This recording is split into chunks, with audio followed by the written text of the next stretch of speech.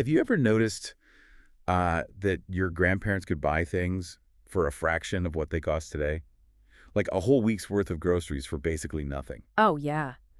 It is honestly wild to think about. Like, hearing about a house costing $10,000. Right. It makes you wonder why the money in your wallet just seems to constantly lose its value over time, you It know? really does. It feels like a glitch in the system. Well, welcome to the Missing Lessons, where we explain what school never did. And today we are doing a deep dive into something that affects literally everyone, whether you realize it or not.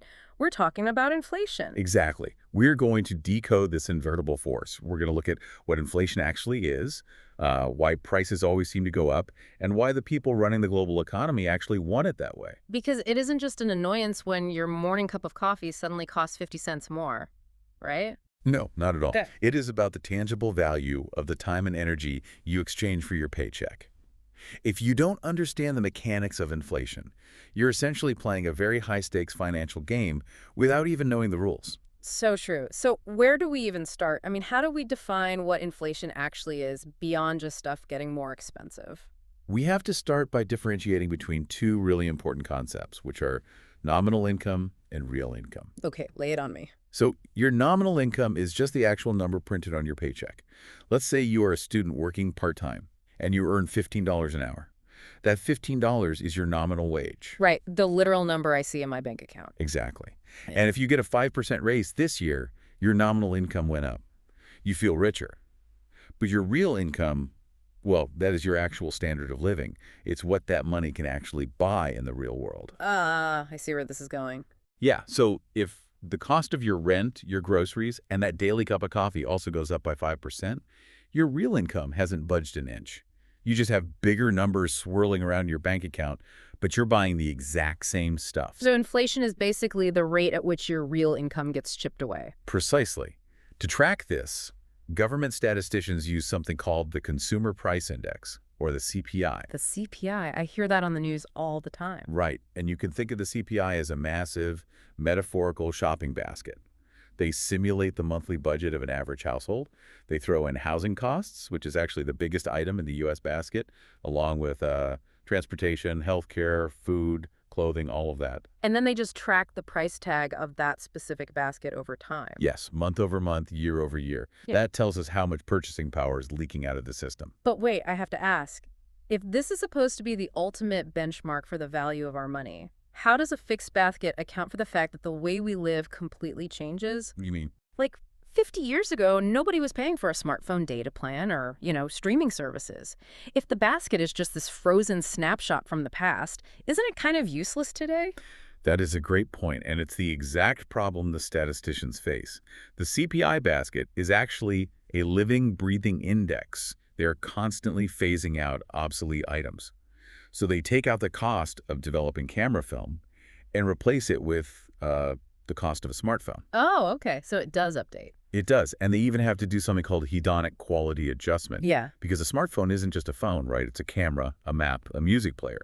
So they constantly tweak the math to track the actual utility you get from the item. That sounds incredibly complicated. It is, which is why central banks, like the Federal Reserve, usually prefer to look at something called core inflation. Core inflation, how is that different from the regular basket? Core inflation takes that big CPI basket and deliberately throws out the food and energy costs. Wait, really? But food and gas are the things you and I notice the most. They're the most painful parts of a price hike. They definitely are. But they are also incredibly noisy. Like the price of a gallon of gas can swing wildly because of a temporary refinery issue. Or the price of lettuce can double because of a bad frost. Right, that makes sense. It's too unpredictable. Exactly. If a central bank reacts to a spike in lettuce prices by changing the entire monetary policy of a country, they're going to cause chaos. By stripping out those volatile spikes, core inflation shows them the underlying persistent trend. Okay, so the basket tells us that prices are rising. But what are the actual engines forcing those prices up? Why does the cost of everything keep climbing? Economists divide this into two main forces. There's demand pull and cost push. Let's tackle demand pull first. Demand pull. So that sounds like consumers are pulling the prices up. Basically, yeah. It happens when overall demand in the economy outpaces the economy's ability to produce goods. It's essentially too many dollars chasing too few goods. Oh, I get it. It's like a concert ticket analogy. Say a famous singer announces a tour with only a few dates. Millions of people want to go, so the demand is massive, but the supply of seats is fixed. And the prices completely skyrocket. Exactly. Now imagine that happening on a macro scale across the entire country. When incomes rise, or when central banks lower interest rates to make borrowing really cheap, suddenly everyone has a flood of cash. So everyone rushes out to get mortgages or loans for cars, and the factories literally just can't keep up. Right. And sellers realize, hey, I can charge a premium for this. That's demand pull. But then you have the other side of the coin, which is cost push inflation. Okay, so if demand pull is about consumers having too much cash, what is cost push? Cost push is driven by the supply side. This happens when the actual physical cost of creating or moving goods suddenly spikes. Like a supply chain issue. Exactly. Eh, Think about the oil crises in the 1970s. yeah. Geopolitical conflicts caused the price of crude oil to quadruple practically overnight. And oil is in everything. It is. It's the diesel in the cargo ships, the fuel for the delivery trucks, the plastic and the packaging. When energy costs quadruple, every single manufacturer sees their profit margin vanish. And they aren't going to just absorb that loss. They pass it straight to us, the consumers. You got it. The price of the plastic toy goes up, the apple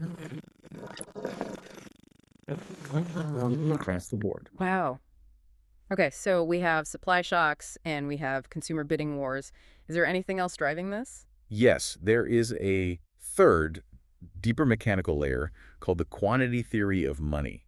And this is where the central banks really come in. The quantity theory of money. That sounds intense. It's actually a pretty simple but profound concept.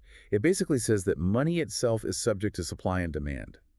If the government just decides to print twice as much currency, but the actual size of the economy stays the same. Then each individual dollar is suddenly worth less. Exactly. It's dilution, like pouring a gallon of water into a bowl of soup.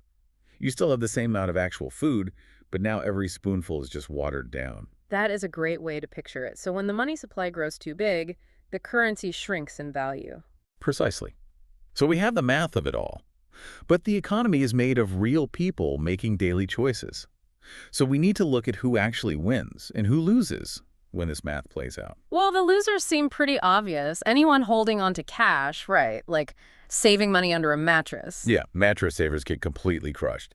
If you have $10,000 under your bed and inflation runs at 5% a year, you are just watching your wealth melt away. And people on fixed incomes, like pensioners, if their monthly check doesn't go up, but everything else does, their purchasing power evaporates. Exactly. And there's one more: big loser lenders. Lenders, really? Yeah, think about it. If a bank lends you $100,000 today, but inflation runs hot for a decade, the money you eventually use to pay them back is worth significantly less than the money they gave you. Wait, if the lender is losing, that means the borrower is winning? Yes. That is wild. So if I have a fixed rate mortgage at, say, 5% and inflation is also running at 5%. Real interest rate is technically zero? Because my monthly payment stays exactly the same, but my wages are probably going up over time to match inflation. Exactly. It takes fewer and fewer hours of your labor to pay off the exact same debt. The bank is getting paid back in watered-down dollars. So inflation is actually this massive hidden transfer of wealth from savers and lenders straight over to borrowers. It really is, which makes holding fixed-rate debt a huge advantage during inflationary periods. But this dynamic creates a psychological phenomenon that can be incredibly dangerous. It's called the wage price spiral. A psychological phenomenon. How does our mindset actually change the prices? Let's walk through it. Imagine you're a consumer, and you genuinely believe that refrigerators are going to be 20% more expensive next year. What do you do today? I go buy a refrigerator right now. I'm not waiting around to get ripped off later. Right. Now imagine millions of people making that exact same calculation for cars, appliances, houses. That expectation creates a massive, immediate surge in demand. Which instantly forces prices up. Demand pull inflation. Exactly. But doesn't stop there. Because you are also a worker. You see prices surging all around you, so you march into your boss's office and demand a 10% raise just to survive. And if the business wants to keep me, they have to give me the raise. But now, their labor costs just spiked. Yep, so to protect their profit margins, they raise the prices of whatever they're selling. The workers see the new higher prices, demand even higher wages, and the business raises prices again. You're trapped in a loop. The wage price spiral. Exactly. The sheer expectation that money will lose value becomes a self-fulfilling prophecy. That sounds like a nightmare. Which brings me to a really obvious question. If inflation is this phantom tax on our savings, and it can spiral out of control so easily, why don't governments just freeze prices? Why not keep inflation at exactly zero forever? It is probably the most common question people ask about this stuff. But central banks actively avoid zero inflation. They typically target a 2% annual inflation rate. A 2% target. Why? Calling a 2% loss of my purchasing power a target feels like terrible news for my wallet. It does feel that way. But they are looking for a Goldilocks zone. Not too hot, but definitely not freezing cold.